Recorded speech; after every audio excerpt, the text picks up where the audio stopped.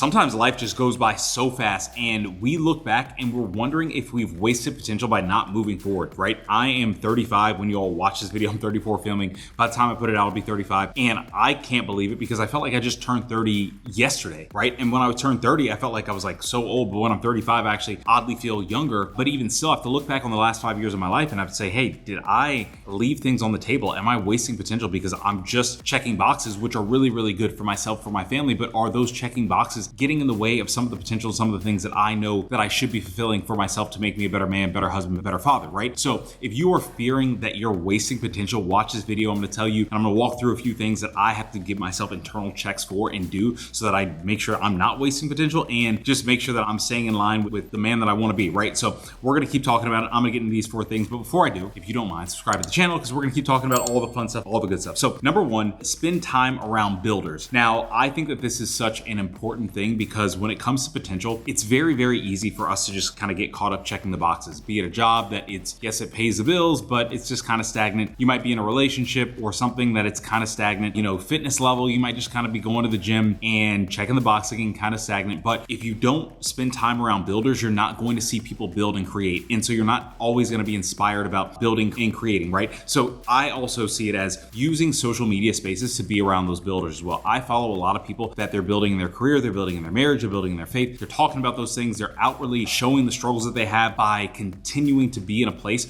where they're pushing themselves, where they're challenging themselves. I have friends who I follow that I'm inspired by who are just like me as well, who I'm like, oh man, and I tell them consistently, man, you inspire me, like because of how you are leading your family, how you're leading your fitness, how you're leading your career, all of these things that you're doing, that you're building because you have a bigger, I guess, future in mind for yourself, but you also don't have this, like, how do I say, you also don't have this end goal, right? There's goals that you hit along the way, but you know it's going to be an ever evolving process and you're always going to be after something. You don't have this thing where it's like, when I accomplish this, I'm going to stop. It's always this growth process where you're trying to grow and build and create, right? So if you spend time around builders and you have those conversations, that'll be a phenomenal thing. I was actually just at a bachelor party, birthday party weekend. I went to Panama City, Panama with one of my closest friends. And it was really, really cool because there was about 10 guys and all of us are heavy in our careers. And we were talking about our wins. We were talking about areas that we wanted to be at. We were talking about our families. We were talking about just things that were how we were to build life and things that we wanted to do. I came back from the trip so inspired because I'm like, oh, I want to double down on the efforts that I deem that are important to me. And when I see somebody else build, I'm inspired. So I'm inspired not to just sit back and stay stagnant and just go along to get along, right? So spend time around builders, find those people in social media spaces. Don't just kind of scroll to scroll. I talk about that all the time, but find builders that you can follow and that you can have conversations with. Number 2, measure effort over outcome. I think that this is so important because when I was growing up and when I was in high school and everything, a lot of things are very outcome based. You know, you want to get the grade, you want to make sure that you get the win, you want to do the thing to get the accomplishment, to get the first place. And it doesn't matter if the effort wasn't good. It doesn't matter if you cheated to get there. It didn't matter anything in between in that gray area. It was like, as long as you got the outcome, hey, great. But what happens is if you just focus on the outcome, you give the outcome in a lot of ways that allow you to stay stagnant, right? That don't challenge you, that don't push you to another level, that don't really challenge your potential and make you go beyond your potential, right? So if you're measuring effort over outcome, it's going to be so much better, right? So I love running, as you all know, and a lot of my runs are based on RP. So it's rate of perceived effort. It's not based on, hey, here's your goal in time. It's not, hey, based on here's your mile time. It's rate of perceived effort. Because I know that some days my effort, if I'm doing a 9-minute mile and that's kind of like a slow, very zone 2 pace, sometimes that effort can be really, really hard for me because I might not have slept well the night before. We have a 4-month-old, right? I might have had a busy work day. I might have had a lot of other things that I was doing. I might have been out in the sun. My nutrition might not have been the best, right? So my rate of perceived effort, I want to control the rate of perceived effort that I'm going at, right? So I make sure that anything that I'm doing in life, I'm focusing on my effort. I'm focusing on my perceived effort. And the cool thing about this is you know what that is for you. Like, you can't cheat yourself out of effort. You can say that you're giving the best effort, but when I say you can't cheat yourself is you know internally if you're giving the best that you can give, right? And if you're not, that's something where you have to come to grips with and say, hey, I might not be hitting my potential because my rate of perceived effort is a 2 on a scale of 10. And I know I can push it to a 7 consistently, but right now I'm at a 2 instead of a 7, right? Or right now I'm a 2 instead of a 9 or a 10. And so you want to make sure that you're giving your best effort because that is going to push your potential and it's going to help you get past your potential. And that's with everything, right? So for me, it's like, hey, being a dad, I'm like, my rate of perceived effort, like I want to give it a 10. And how do I do that? I make sure that I'm present with my daughter every time I'm around her. I make sure that I'm not around my devices, that I'm not like, scrolling, texting when she's present. She's growing up so fast and she's already 4 months. And I'm like, oh, wait, she's recognizing me. She's laughing. She's doing all these fun things. I don't want to to have the effort of a dad just be there while I'm focused on other things, right? So apply that to other aspects of your life that you really want to increase your potential.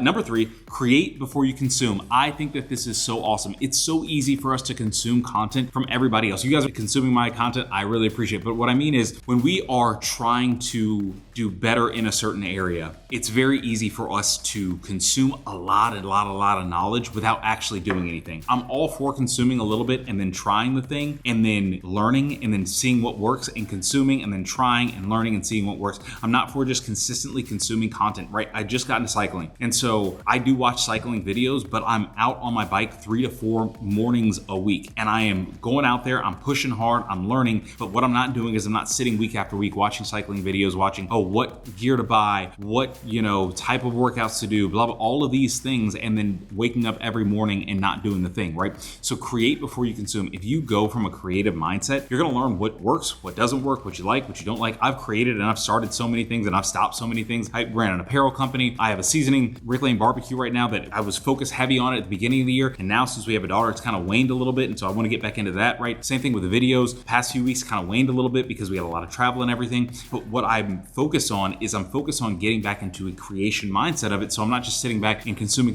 Hey, how do I get my YouTube videos better? How do I get it out here more? No, the creation part is that's how things are going to grow. When you're able to create, that is where things are going to grow. When you just consume, you just intake a lot of things don't have the ability to grow because you haven't put in any effort to create, right? So create before you consume. And number 4, use fear as fuel. I think that this is probably so important. When you are scared of wasting your potential, it will push you forward. I had a cycling race. When you all see this, it might have been a few weeks ago, right? And so I was in the pack or in the peloton the first 4 miles. It was a 26.5 mile course, and it was very hilly, and it was the first time I ever done a group ride, and I've been riding cycling like kind of more seriously in the past 6 weeks, but I was very out of my element. So I was like, I'm gonna hang with the pack as long as I can before I get dropped, right? And so I was scared to get dropped. So I was working so hard and I was so focused on staying with the pack, and I probably stayed longer than I thought that I would have because I was fearful. And I use fear as fuel. It's not to deter me or to make me scared of doing a thing. It's when I'm doing the thing, I'm like, oh no, I don't want to be who I was yesterday. I don't want to be a poorer version of myself than if I didn't give the effort, right? It's almost like a fear of not doing the thing and a fear of not being the person that I can be